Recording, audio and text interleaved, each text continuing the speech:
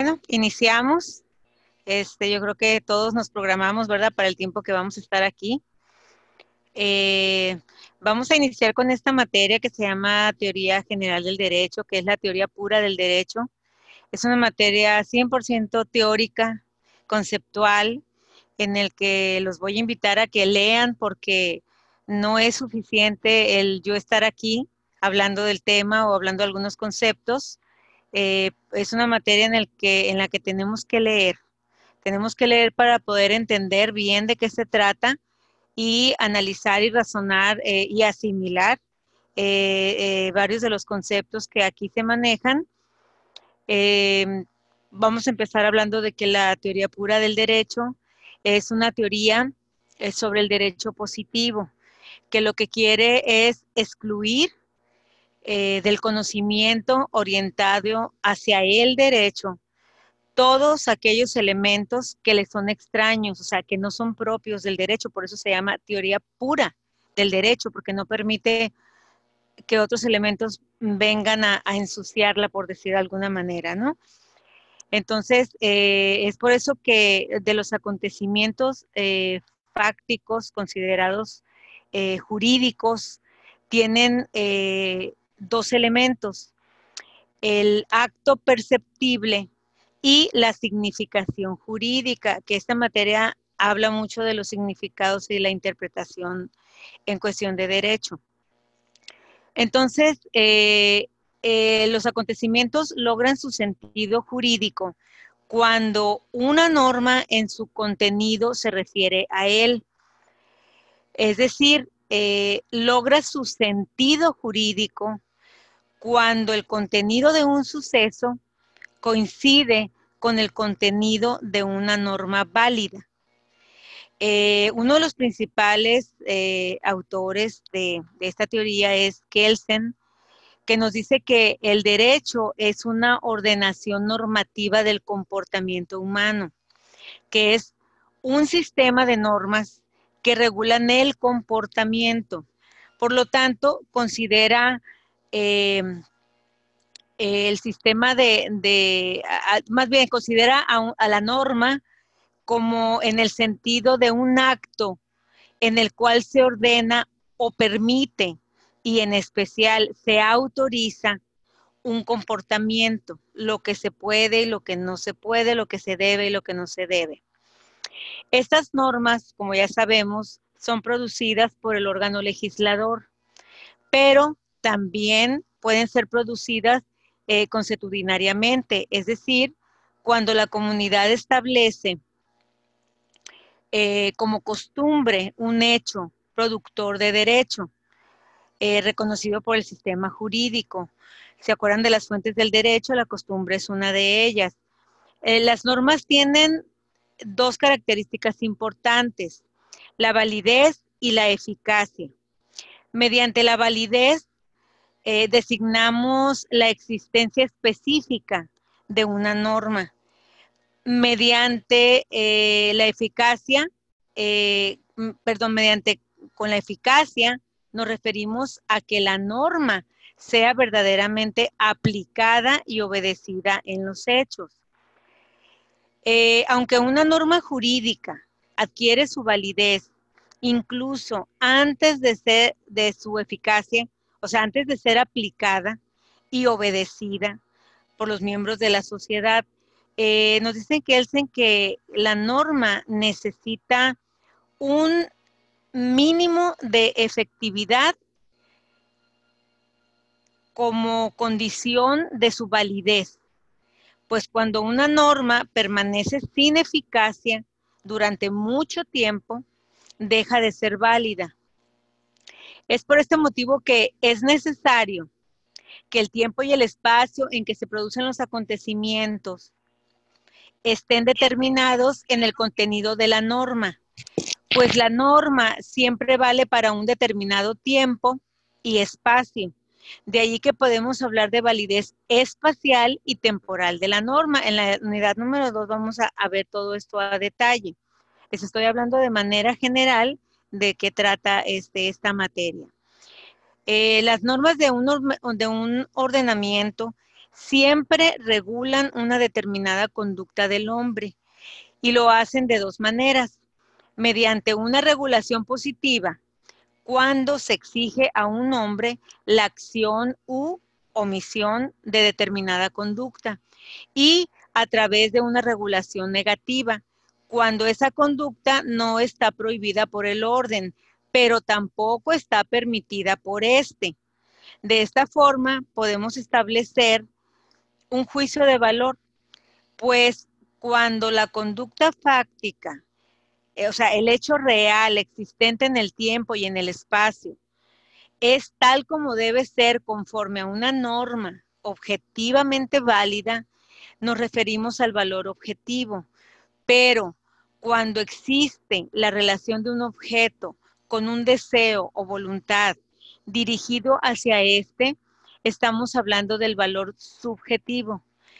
Un orden es un sistema de normas cuya unidad se basa en que todas las normas tienen el mismo fundamento de validez, que según el autor lo constituye la norma fundante, de cual se deriva la validez de todas las normas del orden, pues en este presupuesto se encuentra el último fundamento del orden jurídico. Un orden normativo constituye un sistema social debido a que está en relación con otros hombres, pues con sus normas regula el comportamiento humano y además porque la función de todo sistema social es obtener un determinado comportamiento del hombre sujeto a ese orden. Es por ello que la moral y el derecho son considerados sistemas sociales. En todo sistema social funciona el principio de retribución, según el cual un determinado comportamiento humano tiene una respuesta que consiste en un premio o en una pena, es decir, una sanción. Una determinada conducta solo puede ser considerada jurídicamente ordenada cuando el comportamiento opuesto a ella es la condición de una sanción. Cuando la sanción deba infligirse aún en contra de la voluntad del afectado, y en caso de oposición recurrir a la fuerza física, se dice que la sanción es coactiva. Es por ello que un orden normativo que establece actos de coacción como sanción, reaccionando contra determinada conducta, es considerado un orden coactivo. Existen dos tipos de sanciones: las sanciones trascendentes, que son las que según las creencias de los hombres sujetos a ese orden, provienen de una instancia sobrehumana, Dios.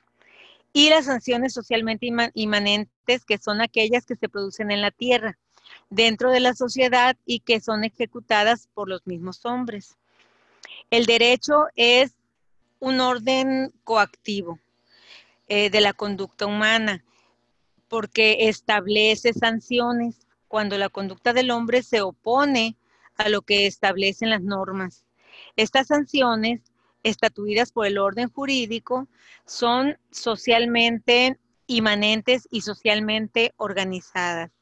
Y como el orden jurídico es coactivo, él mismo determina la coacción física cuando sea necesaria, protegiendo de esta manera a los individuos sujetos al orden contra el uso de la fuerza por parte de otros individuos, garantizando así la seguridad colectiva, que si se fijan, esto lo estamos viviendo mucho de unos años para acá, en las famosas manifestaciones, etcétera.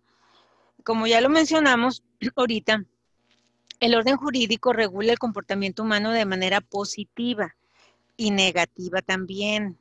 Cuando lo hace en sentido negativo, es decir, cuando no establece ningún acto coactivo o a una determinada conducta y por lo tanto ni prohíbe esa conducta ni la conducta opuesta.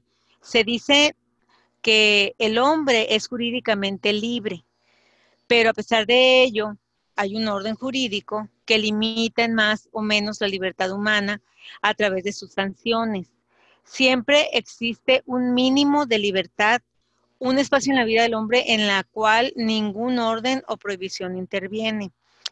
A pesar de que el orden jurídico es coactivo, existen normas que no aparecen necesariamente como sanciones, como es el caso de las normas que facultan al órgano legislativo a producir normas, sin obligarlos a ello.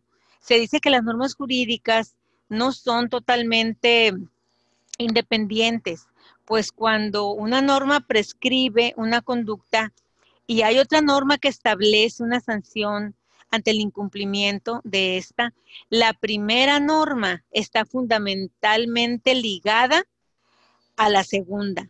O en el caso de que una norma limite la validez de otra norma, se le llama norma derogatoria, o determine con mayor especificidad el sentido de otras normas, ambas normas están ligadas dejando de ser independientes.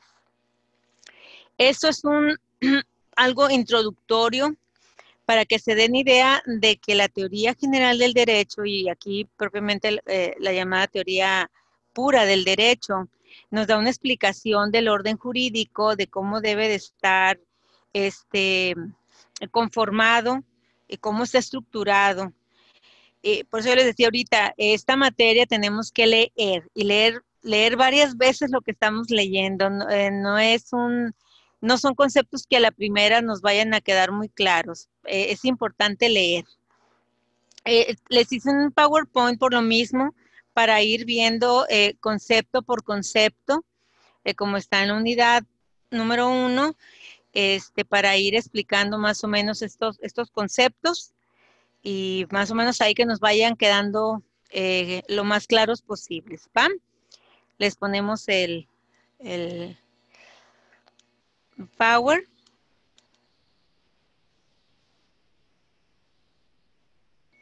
Muy bien, ahí está, ¿lo están viendo? ¿Sí? Sí, profesora. Ok. Bueno, entonces vamos a ir yendo por los conceptos. Entonces empezamos con la definición de ciencia, teoría y filosofía de la ciencia. ¿No leyeron nada? ¿No dieron una adelantadita a la lectura? No los voy a regañar, nada más pregunto. Ok, entonces nos vamos a ir tranquilamente para no complicarnos mucho, ¿no? Porque esta, como les repito, es muy teórica, muy conceptual esta materia, pero sí hay cosas que necesitamos, pues, que nos quede lo más claro posible, ¿sí? Bueno, pues vemos antes que nada lo que es el concepto de ciencia. Si quieren irme acompañando en la lectura o quieren que yo, pues ahí lo están leyendo, ¿verdad? Lo vamos comentando, como quieren. ¿Nos vamos así? ¿Y ustedes me detienen cuando quieran? ¿Sí? Muy bien, maestra. Muy bien, Ok. Sí, maestra. Entonces, dice que la ciencia proviene del latín scientia, que significa conocimiento. La ciencia es un conjunto sistematizado de conocimientos ordenados de acuerdo a principios y que utiliza un método para llegar a un resultado. Creo que este concepto ya lo conocemos, ¿verdad? En otras materias, en otras situaciones, la idea de lo que es la ciencia. El derecho es una ciencia. ¿Qué es la teoría? La teoría utiliza el método científico para proponer un supuesto válido. Cuando se da el hecho, se comprueba, ¿verdad? A través del método científico es cuando se valida y de ahí ya se comprueba la teoría. La filosofía, pues, Maestra, sí, disculpe. Sí, disculpe. Yo leí un poquito así sobre la teoría. Ajá. Y nos dice también que es pues, un derivado así como lo de ahorita, ¿no? Que se refiere a la contemplación. Ajá. Que va mucho más que el simple ver, que al simple, como grabarse conocimientos y todo eso. Pues es mucho más allá todavía, ¿sí? Y remarca mucho la palabra contemplación, pues es como cuando decimos el oír y el escuchar, por ejemplo, la gran diferencia que existe entre una y otra. Algo de eso nada más leía, nada más le quise quitar unos segundos. No, participen todo lo que quieran, es lo mejor que podemos hacer. Sí, tienes razón. yo lo traigo muy corto, ¿no? Porque por el tiempo, etcétera, pero por eso yo les digo, necesitan leer, ¿no? Necesitan leer, va a haber muchos detalles que ustedes van a complementar en su lectura lo que vamos a ver aquí, lógicamente. Y claro, cuando hablamos de la teoría, estamos hablando de todo aquello que podemos crear, pero claro, para que haga todo el procedimiento que debe ser un método científico, y la observación es una de ellas, por eso habla de que es observable, de que tenemos que estarlo viendo, que se va dando, ¿no? Para llegar a un supuesto válido, como dice aquí. Todas las teorías nacen de un método, de realizarlo a través de un método y hacerlo comprobable. No podemos decir que es teoría si no se ha comprobado. Y lógicamente la observación es uno de los puntos del procedimiento, ¿no? La filosofía pretende brindarnos una explicación exhaustiva del mundo, del hombre y de la actividad humana. Uno de los puntos que viene aquí, que ustedes también van a leer un poquito más a fondo y lo vamos a platicar, es la relación que tiene el derecho con la filosofía. Están muy de la mano, porque la filosofía trata de buscar la explicación a todo, ¿no? Y en el derecho hay muchas cosas que se tienen que explicar. Entonces van muy de la mano. La filosofía del derecho nos dice que es aquella rama de la filosofía que tiene por objeto el conocimiento, esencia y fundamento de las ciencias jurídicas particulares. O sea, conocimiento, esencia y fundamento. ¿Por qué? Porque trata de dar una explicación. Según Del Vecchio, es la disciplina que define el derecho en su universalidad lógica, investiga los fundamentos y los caracteres generales de su desarrollo histórico y lo valora según el ideal de la justicia trazado para la pura razón. Es el concepto de Del Vecchio. Y según Hegel, dice que la ciencia filosófica del derecho tiene por objeto la idea del derecho, es decir, el concepto del derecho y su realización. O sea, no nada más queda en la teoría, sino que se lleva a la práctica. Se manejan dos disciplinas, las fundamentales y las auxiliares. Las fundamentales son la filosofía del derecho y la jurisprudencia técnica, y las auxiliares son la historia del derecho, el derecho comparado y la sociología jurídica. Aquí las traemos ya definidas, que es la filosofía del derecho, y te lo comentamos, la rama de la filosofía que tiene por objeto el conocimiento de la esencia y el fundamento de las ciencias jurídicas particulares. Y la jurisprudencia técnica se llama jurisprudencia técnica, que tiene por objetivo la exposición ordenada y coherente de los preceptos jurídicos que se hallan en vigor en una época y un lugar determinados, y el estudio de sus problemas relativos a su interpretación y aplicación. La jurisprudencia técnica debe señalar las reglas de acuerdo con los cuales han de solucionarse los problemas derivados de la pluralidad, o sea, de la mayoría de los legisladores. En cuanto a las auxiliares, que son la historia del derecho, el derecho comparado y la sociología jurídica, nos dice que la historia del derecho es una ciencia histórico-jurídica que tiene por finalidad analizar el conjunto de hechos y procesos históricos que tienen relación directa con el conjunto de normas jurídicas, así como los usos sociales que tienen relación con el derecho. ¿Alguien me puede decir en este momento qué importancia tiene la historia del derecho para nosotros? O sea, como estudiantes, ¿cuál es la importancia? A ver, lo que se les venga a la cabeza, platíquenme. Yo, profesor. ¿Por qué es Yo, importante? Profesor. Sí. Bueno, nosotros ya vivíamos ya llevamos historia del derecho. Entonces, pues es una manera de introducirnos a conocer de dónde viene y cómo ha ido surgiendo conforme ha pasado el tiempo, cómo ha cambiado todo lo que ha pasado, ¿verdad? Para mejorar, ¿verdad? En cuestión jurídica. Exacto. Y el uso que se tiene con pues, lo que corresponde a derecho. Así es. Sí, por ejemplo, maestra, tiene mucho que ver, como lo hemos visto también, sí, tiene mucho que ver con el desarrollo que ha tenido las sociedades humanas, pues a través de los tiempos, ¿no? Porque el derecho tiene una naturaleza, se dice así, ¿no? que tiene que ver pues con lo humano. Sin embargo, de acuerdo al desempeño que tenemos nosotros o hemos tenido pues a través de la historia, es como el derecho pues, ha ido reglamentándose y ha ido pues sentando sus bases. Entonces, yo pienso que es muy, muy fundamental, muy importante conocer algo de esa historia tan importante para saber pues cómo hemos ido evolucionando nosotros. Así es. ¿Alguien más quiere comentar? Pues sí, maestra, buenas tardes. Hola, Ricardo, buenas tardes. Pues también es importante eso de la historia, pues para, como dice el compañero Carlos, ¿no? Y el compañero Ángeles, de pues cómo irnos dando cuenta cómo ha evolucionado y si sirve o no sirve la ley en su momento, ¿no? Lo que la legislación de esa época y pues si es válida todavía aquí con nosotros actualmente, ¿no? En la actualidad, o regresar o a ver qué. Pero sí es importante saber leer todo eso. Así es, porque además debemos de tomar en cuenta todo lo que dijeron es súper correcto, pero hay algo más todavía, tenemos que estar pendientes de la evolución, de cómo vamos evolucionando como sociedad. Lógicamente las sociedades de hace siglos no son las mismas sociedades que hoy estamos viviendo, entonces a cómo va evolucionando la sociedad, cómo va cambiando, entrar en para bien o para mal, eso es tema de de otra materia. Pero la verdad es que las sociedades vamos cambiando con el tiempo, el hombre va cambiando con el tiempo, se van creando nuevas necesidades para legislar, lo estamos viendo ahorita, ¿verdad? Con las cuestiones del aborto, con las cuestiones del matrimonio Igualitario. igualitario entre el mismo sexo. Que estemos o no estamos de acuerdo desde un punto de vista moral o religioso es otro asunto, ¿no?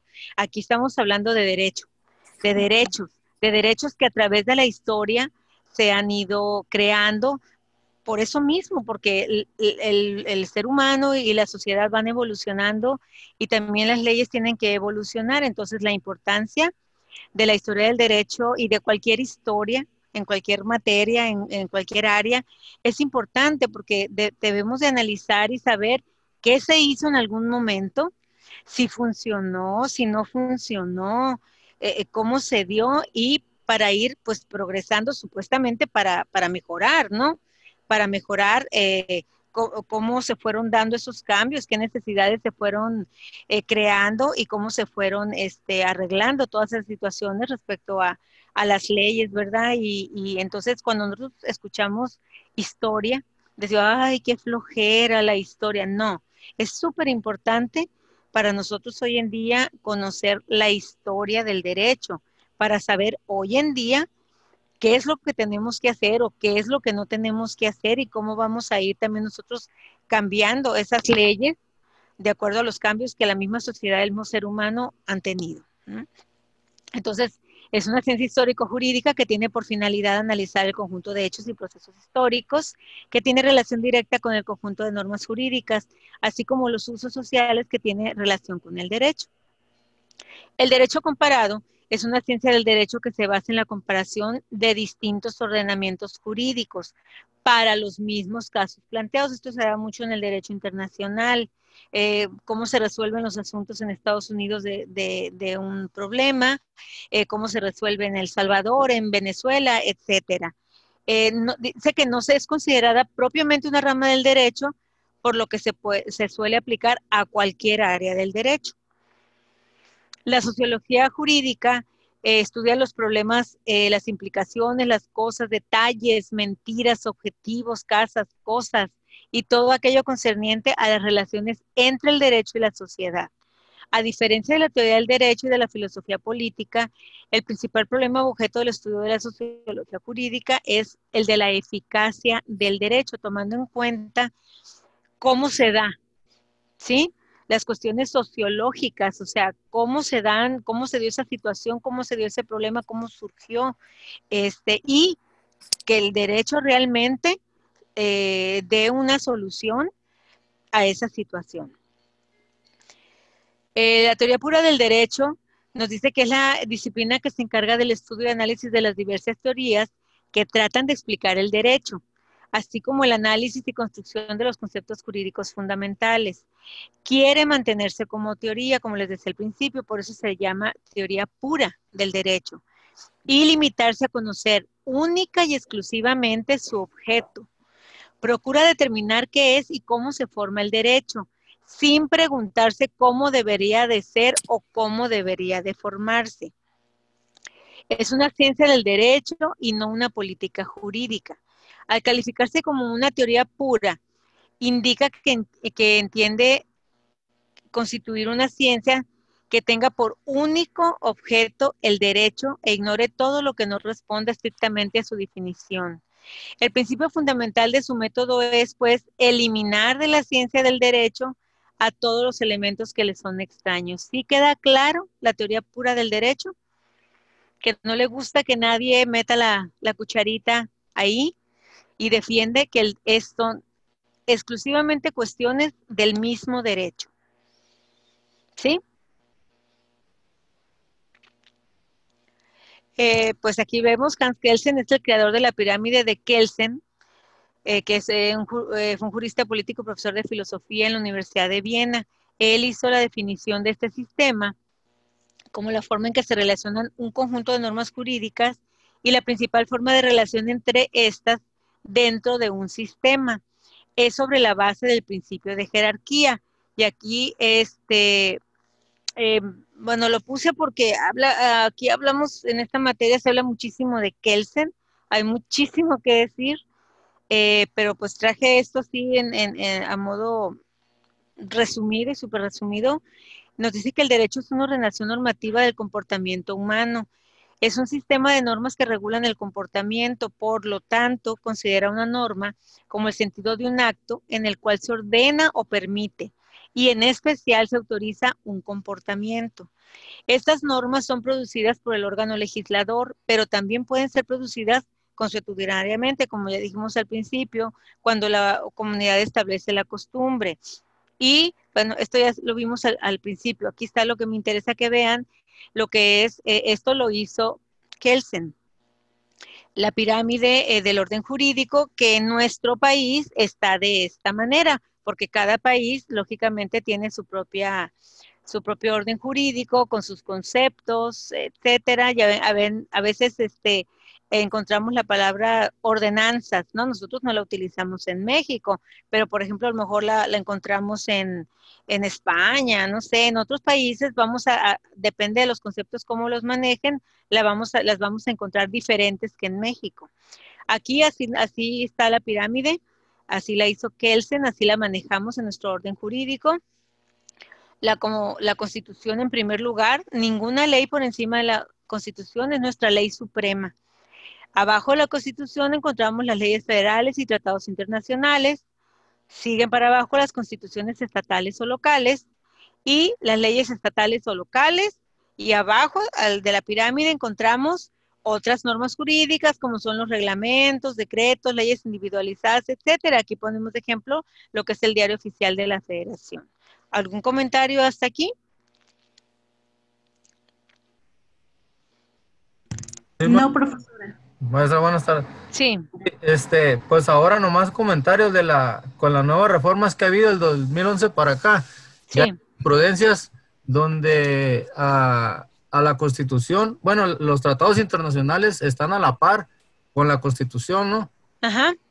Eso nomás comentar. Sí, ajá, tienes razón. A la jurisprudencia, pues ya hay momentos donde se puede poner a la par, pues, con la... Sí, ajá, efectivamente, tienes razón, no lo incluimos aquí. Tienes razón, gracias. ¿Algo más? Yo tengo una duda, profesora. De acuerdo a lo que decía el compañero, que la jurisprudencia va a ser a la par de ¿qué, perdón? De las leyes federales y los tratados internacionales. Ah, ok. Muchas gracias. De nada. Muy bien, seguimos entonces con la teoría naturalista. Son las teorías que se analizan dentro de lo que es la teoría general del derecho. Tiene que ver con la historia del derecho. Nos dice que también es conocida como escuela estoica, considerada como teorías no acabadas, con base ideológica en la teología, en donde es Dios el creador del derecho, conceptos axiológicos, los valores morales. los cuales son universales, intrínsecos, justos e intrínsecamente válidos, así como inmutables. Los principales exponentes son Platón, Heráclito, Cicerón, Zenón, Santo Tomás de Aquino, Wolff y Montesquieu. En la teoría positivista encontramos que se le llama también escuela analítica. Considera el derecho como un mandato formalmente justo y formalmente válido, valorativo y particular, de tal forma que el Estado es el único facultado para hacer valer la norma. Los principales exponentes son Protágoras, está bien, no es Pitágoras, es Protágoras. Augusto Comte, que fue el fundador del positivismo moderno. Hobbes, Spinoza, Hans Kelsen, que es el principal, Kelsen, ¿no? En la cuestión de la teoría pura del derecho. La teoría de los dos órdenes establece que por encima del derecho positivo debe existir a la par el derecho natural, ya que no se contraponen, sino que se complementan, constituyendo el derecho perfecto según esta teoría, la teoría de los dos órdenes. La teoría marxista, que considera el derecho como producto de las fuerzas económicas, en donde existe una lucha de clases, determinando que el derecho no debe aplicarse de la misma forma, ya que existen marcadas diferencias entre los dueños de los medios de producción y la clase proletariada. ¿Quieren hacer algún comentario aquí?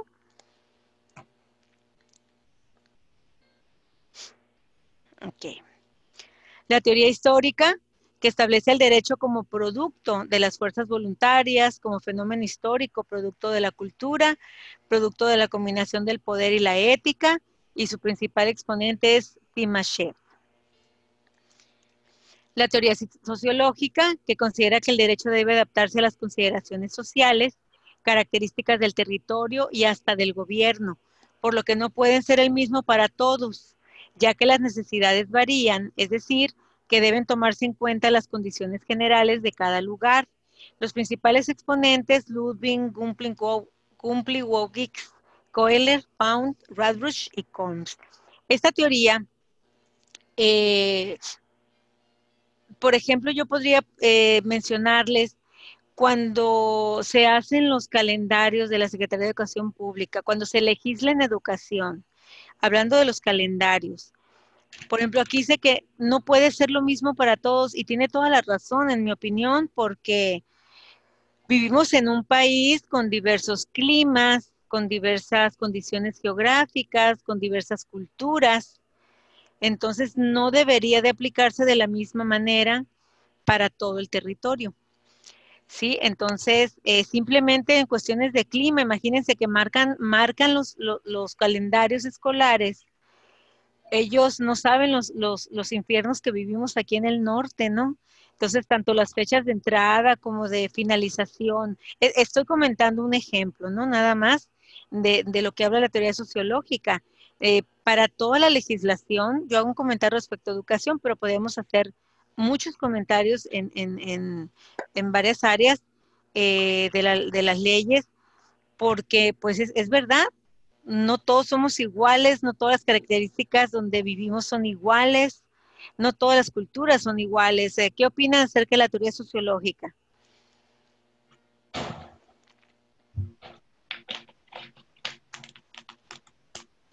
Perdón, yo maestra. Sí, Ángeles. Es que no entendí bien el nombre, dije. Perdón. Pues yo creo que por eso, o sea, por eso existe la teoría, porque sí se tiene que regular de acuerdo a como usted comenta, o sea, características, a la sociedad, a todo, porque cada estado es muy diferente, cada lugar es muy diferente a, por ejemplo, Sinaloa a Chihuahua, pues se va desde un clima extremo a otro, eso es en cuestión de los calendarios que usted comentaba, o sea, son cosas muy diferentes que se afectan en educación. Y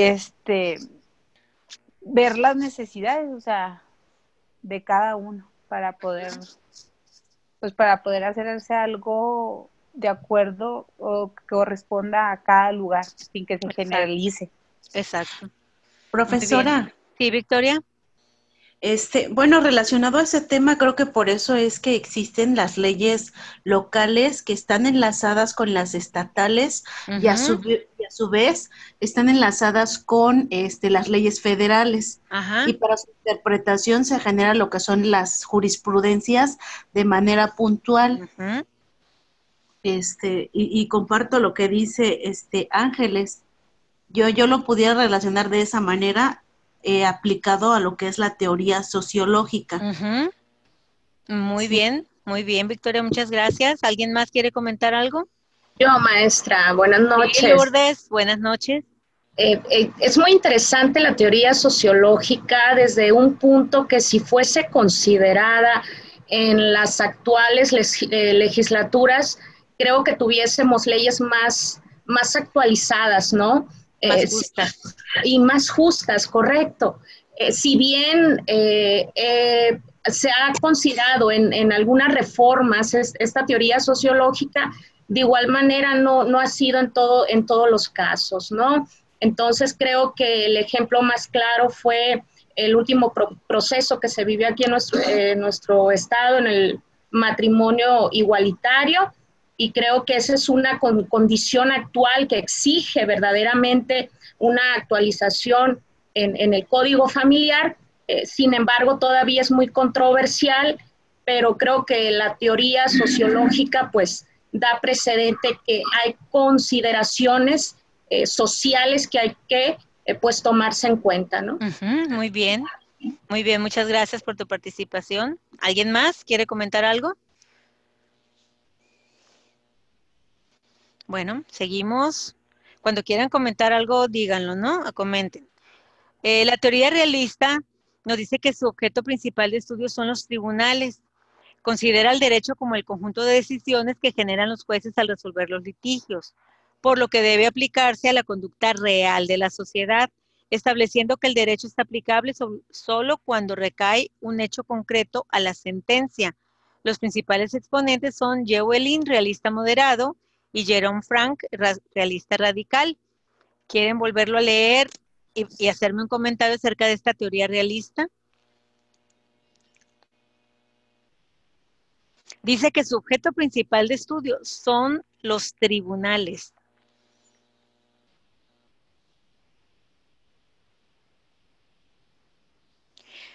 ¿A qué se referirá cuando O sea, dice conducta real de la sociedad? ¿Qué entienden?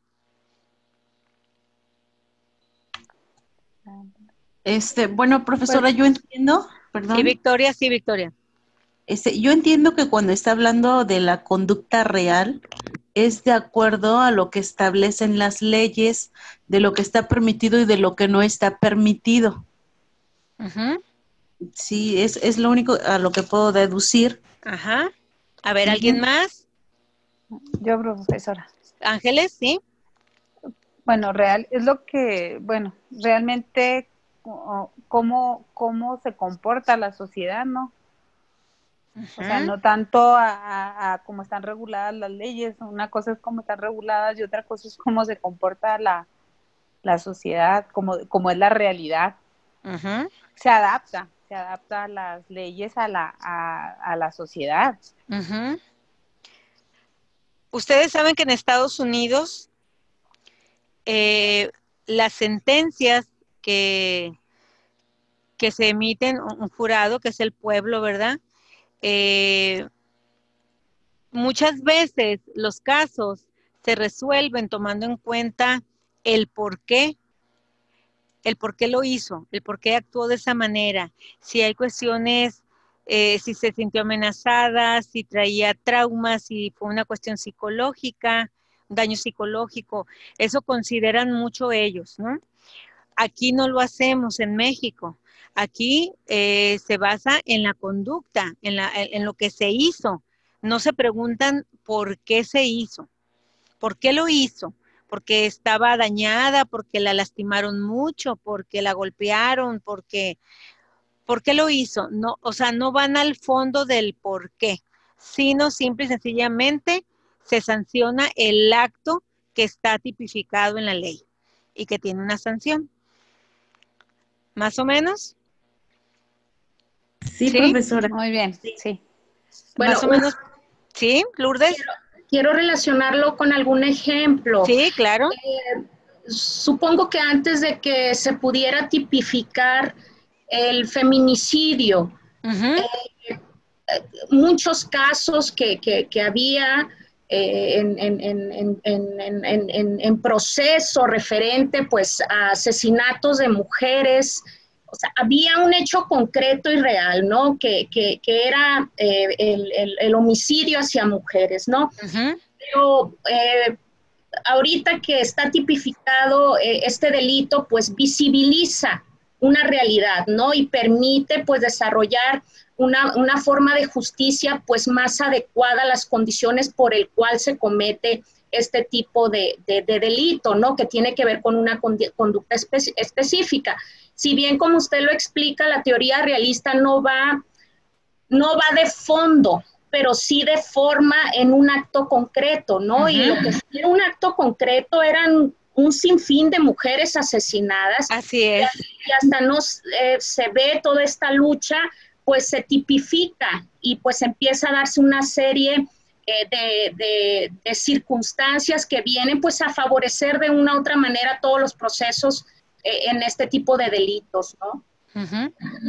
Muy bien, perfecto, Lourdes, muchas gracias. Perfecto. Sí, maestra. Sí, Ricardo. Sí, yo también quería comentar algo así como los pone la compañera, pero yo yéndome a lo que es la realidad, ¿no? Lo que dice la teoría realista, el estudio de los tribunales. Bueno, hace unos años para la venta de droga no había beneficios y ahorita ya hay beneficios. Hace tiempo también para la aportación de arma en ciertos calibres no había beneficios, como el 223, el R15. Ahorita ya hay beneficios. Ajá. Sí, pero el índice delictivo sigue subiendo, sigue subiendo, ¿sí? No fue realmente una solución. No, le dan más penalidad a lo que es el secuestro. Sí hay mucho secuestro, pero con subir la pena no se elimina porque es prueba. Entonces, ahí donde yo voy, que es la contraparte, y como dice, en unos casos sí favoreció, pero en otros se me hace ilógico, pues. Sí, Se así me es. hace ilógico eso. Así es, No hay mucho que reflexionar en eso. No va acorde con la realidad. Perfecto, así es. No está acorde con la realidad, bien dicho. Muy bien. Aquí en la clasificación de las ciencias nos dice que son formal, naturales y sociales. Las ciencias formales estudian las formas válidas de inferencia lógica matemática. No tienen contenido concreto, es un contenido formal en contraposición al resto de las ciencias fácticas o empíricas. Las ciencias naturales son aquellas disciplinas científicas que tienen por objeto el estudio de la naturaleza, astronomía, biología, física, geología, química, geografía, física y otras. Y las sociales, que son las que nos ocupan aquí a nosotros, son aquellas disciplinas que se ocupan de los aspectos del ser humano, cultura y sociedad, administración, antropología, ciencia política, demografía, etcétera, derecho, historia, todas las que estamos viendo ahí, ¿no? Entonces, nosotros la que nos ocupa son las ciencias sociales, que es a la que pertenece el derecho. Y el derecho como ciencia nos dice que el derecho es una ciencia social que establece principios y normas para regular la conducta del hombre, toda vez que éste, al ser un animal social, debe convivir con sus congéneres bajo un orden. Bueno, ya lo hemos platicado y de hecho, pues ya lo vimos en cuestiones del concepto de derecho, ¿no? Que decimos, ¿qué es el derecho? Pues un conjunto de normas que se crearon para poner orden, ¿verdad? Para vivir bajo un orden, para poder tener una convivencia social con los demás, y evitar el caos, ¿no? Que a fin de cuentas, de todas maneras, lo vivimos, pero imagínense si no lo tuviéramos. Entonces, se considera una ciencia social. Dice aquí que establece principios y normas para que podamos convivir. Los modelos de ciencia jurídica, los vamos a mencionar nada más. Yo les voy a pedir que los lean un poquito más a fondo para que los comprendan mejor, que es la noción kelsiana, ya estamos hablando de Kelsen, el realismo jurídico escandinavo, el modelo artiano, los modelos argumentativos y la ciencia jurídica y filosofía del derecho. La noción kelsiana dice que como ciencia no se siente obligada más que a conocer el derecho positivo en su esencia y a comprenderlo mediante un análisis de su estructura. Por regla general, el conocimiento en torno al derecho se encuentra ya ante la autoexplicación suministrada por la materia, la cual por tanto se adelanta a la explicación de la ciencia jurídica. Esto nos dice que por eso se llama la noción kelsiana, porque él es lo que está explicando, que el derecho, al ser ciencia, nada más se obliga a conocer el derecho positivo en su esencia. ¿Qué es el derecho positivo? ¿Alguien por ahí? ¿Qué es el derecho? ¿A qué le llamamos derecho positivo? Pues Pues es lo... ya, Adelante, compañera, adelante. bueno, tengo entendido que el derecho positivo pues ya es el conjunto de normas ya establecidas. Exacto, Ya exacto. establecidas. Muy bien. ¿Sí, El Ricardo? vigente, el que está vigente, ¿no? Exacto, Pues sí. ahorita. Sí, sí, sí. Es lo que está. Muy bien. El realismo jurídico escandinavo surge en Europa. En los países escandinavos se constituye la llamada Escuela de Uppsala. El autor más relevante, Ross, discípulo de Kelsen, y el fundador del realismo escandinavo. Es una opción ecléctica entre el derecho natural y el positivismo. ¿Sí entendemos que es ecléctico? ¿Sí? ¿O no?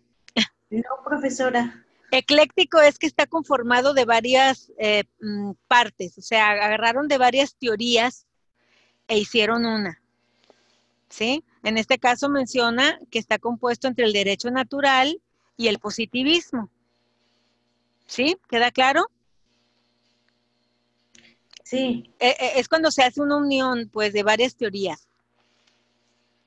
Aparentemente se pueden contraponer, pero no, las unieron de tal forma que las hicieron, que estuvieran de acuerdo, ¿no? Para poder crear esto que llaman el realismo jurídico escandinavo, que bien está formado entre el derecho natural y el positivismo.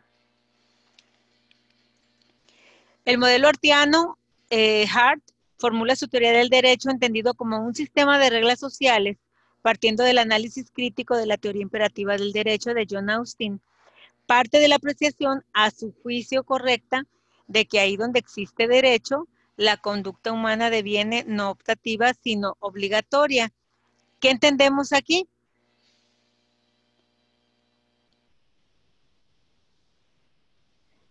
Donde existe derecho, la conducta humana deviene no optativa, sino obligatoria. Está muy dominguero. En pocas palabras, quiere decir...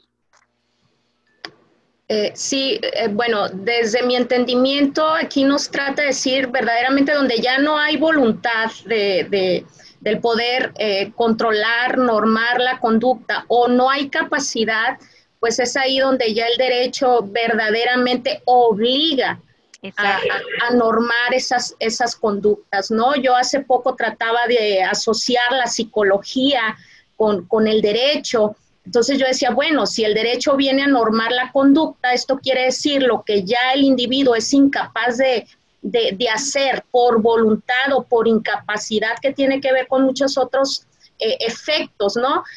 Pues viene el derecho a obligar esta normatividad y esta regulación de la conducta humana, ¿no? Y ahí es donde encontré la conexión entre la psicología y el muy derecho.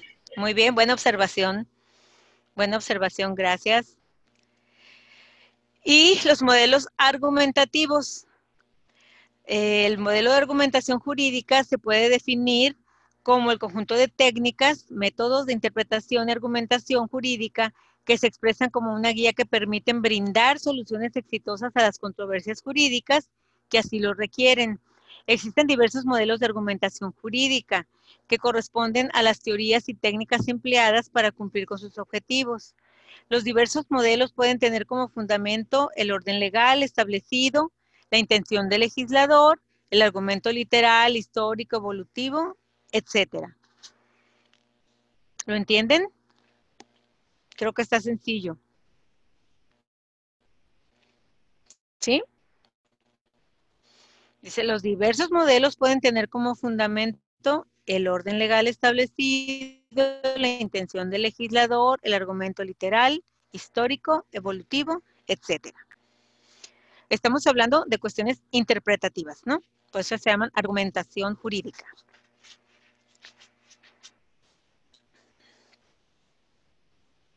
Muy bien, entonces, el tema de